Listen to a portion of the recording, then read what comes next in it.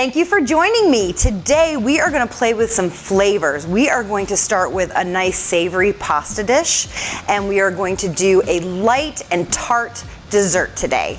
So to start, we're going to make spaghetti with mushrooms and artichokes, and spaghetti is named for the shape of this pasta, and translated in Italian, spaghetti means slap. So the thought process behind this is that when you put the pasta with the sauce, it makes a slapping noise, kind of like this. So anyway, we're gonna go ahead and get our pasta cooked al dente. We're gonna do it a little under because we're gonna make a beautiful creamy mushroom and artichoke sauce, and we'll toss the pasta in.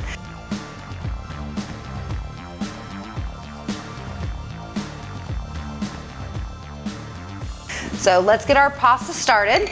I've got water boiling, and I did a lot of water in here because you don't want to have that overcrowded. I've salted the water. It should be salty like the sea, but you want to make sure that you've got enough water in your pot so that your pasta doesn't stick together. And just give it a quick stir once you put it in. It kind of breaks them up, and then they won't stick together. We're gonna keep that uncovered and let that cook for about 7 minutes. And while that's cooking, let's move on to our cream sauce. So for the cream sauce, olive oil. We'll get our pan warm, and you know, I don't like to put olive oil in a hot pan typically, or I mean in an unhot pan. If you start with olive oil in your pan and heat it up and you walk away, you can get distracted, and then the next thing you know, you got a fire in your kitchen. So I like to kind of stand here, get the pan a little bit warm, and then put my olive oil in. We are going to start with onions and garlic. We're gonna sweat that down. We're gonna add our mushrooms. The mushrooms have been washed or rinsed. You always wanna make sure that you clean your mushrooms, and there's controversy over whether you take a brush and dust the dirt off or you wash them. Now, if you're a foodie, which I'm guessing you are because you're watching my show, you probably know who Alton Brown is. Alton Brown is kind of like a quirky food historian, and he actually did a scientific study about the water content of mushrooms and whether washing them added more water to them. It doesn't. And by the way, I used to have a crush on Alton. I think you might know because I stalked him, maybe a little bit, a couple years ago. Anyway, just a fun fact. He's a smart guy. Okay, so we've got our oil in our pan, medium hot. Not too hot because we don't want to burn or scorch the onions and garlic, but we'll get that going. And once those get sweated down a little bit, I'm going to add butter and then the mushrooms. And that'll help the mushrooms cook down and kind of become caramelized and creamy. So we'll add that butter. And that's also gonna create like an unctuousness in our dish. Give it some real body.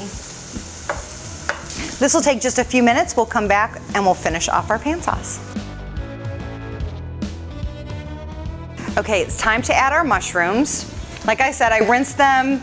I had them draining on a paper towel through the strainer. We're gonna wanna get those caramelized.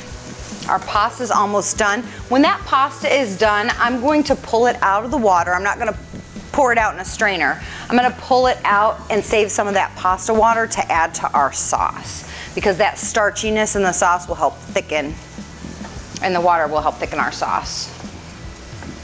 We'll get that going. Let's add some wine.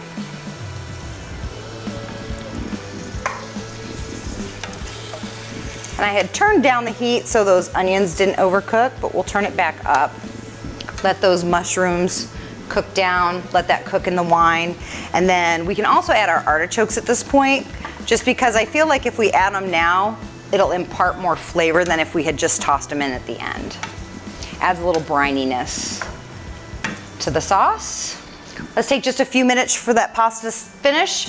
When it comes out, I am gonna put a little bit of olive oil on it just so it doesn't stick until we're ready to put it back in our sauce. Okay, our pasta's actually almost done, And our pan sauce is almost done, so I don't think I'm gonna take them out and toss them in olive oil. The only reason you would do that is if your pasta is ready, you don't want it to overcook.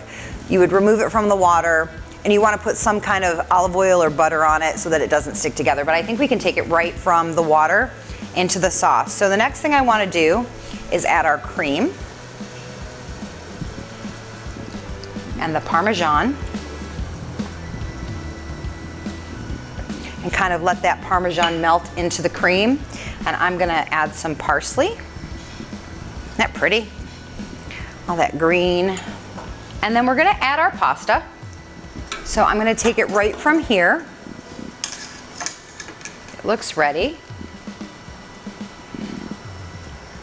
Can you hear it slapping as I put it into the sauce? It kind of does make that sound. Beautiful. And then, if we need to, we can add some pasta water just to kind of thicken this up and bring it all together. But I think we are ready to eat.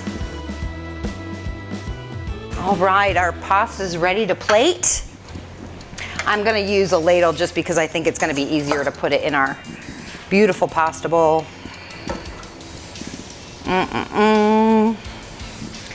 You've got the earthiness of the mushrooms. You've got the brininess of the artichokes. Creamy Parmesan sauce.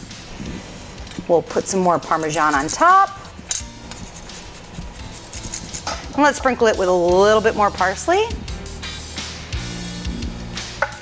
Beautiful.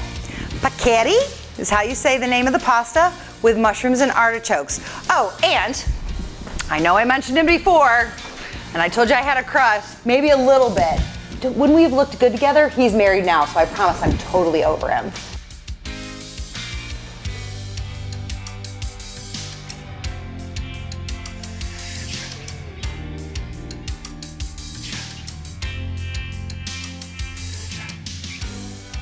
So I mentioned that we were talking about flavors today, and for our dessert we're going to do a tart, refreshing, great dessert for the hotter months that are about to be upon us.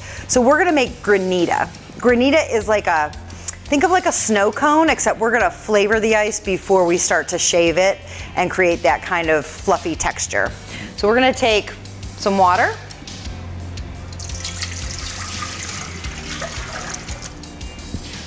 lemon zest, because zest gives you that really nice flavor of the lemon, more so than just juice would. And we are going to juice our lemons.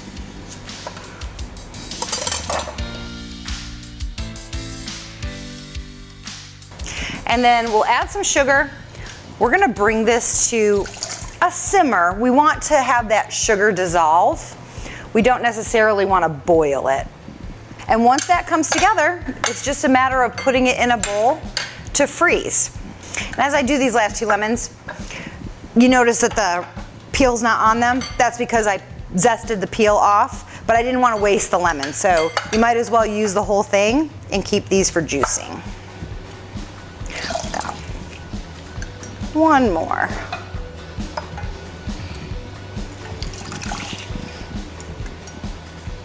Super easy dessert. I think the most complicated thing is as it's freezing overnight, we need to check it and kind of scrape the ice particles as it starts to freeze so it doesn't freeze into one whole solid block.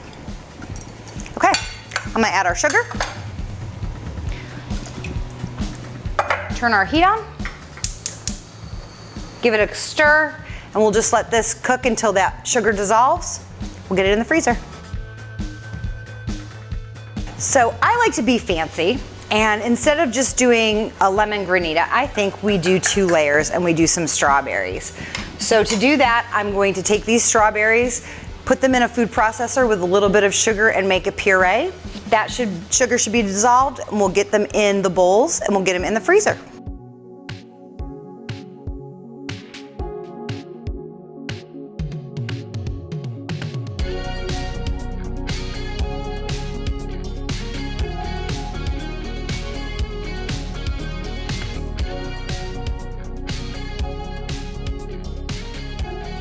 Our sugar has dissolved in our lemon.